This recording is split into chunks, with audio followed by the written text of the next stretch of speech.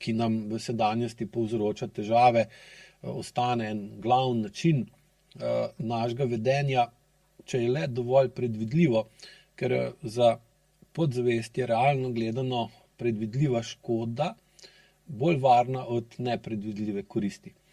In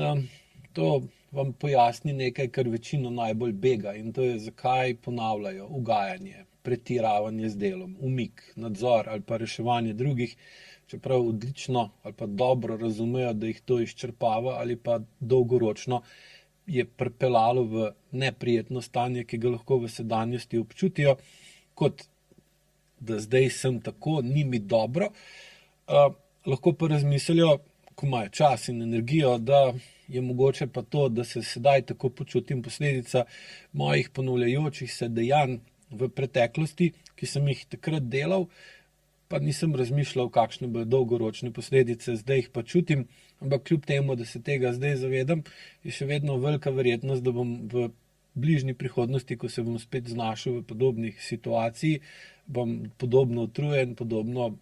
preobremenjen, spet naredil isto stvar in potem spet čutil iste posledice. Tako da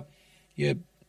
tukaj seveda pridemo v konflikt med zavestjo, ki nekaj razume, in podzavestjo, ki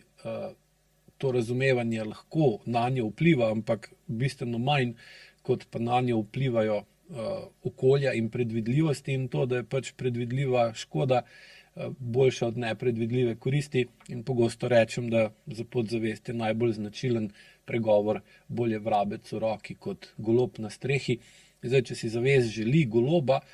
in je tudi lahko prepričana, da je sposobna, da lahko tega goloba dobi, ni nujno, da ji bo podzavest pri tem pomagala, ker bo rekla, da ti rajš imej vrabca v roki, kot pa da plezaš gor po strehi, da bi prišel do goloba, ker lahko padeš in potem ne boš imel niti vrabca.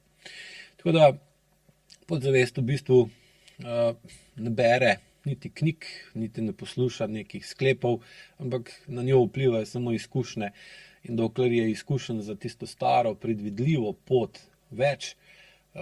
za novo pa manj ali nič, ni nobenega dvoma, katero pot bo izbrala, ko bomo njej prepustili izbiro poti. In pri ljudeh, ki pridejo do mene, pogosto že z več leti dela na sebi, vidim vedno znova podobno razmerje. Ogromno vedo, veliko so prebrali, razložiti znajo skoraj vsak vzorec, ki so ga izvedli v preteklosti, spremeni se pa v njihovi prihodnosti nič, in seveda zato se tudi znajdejo pri meni, ker imajo kronične težave. Kronične težave ali pa kronična stanja so pa že po definiciji stanja, ki se ponavljajo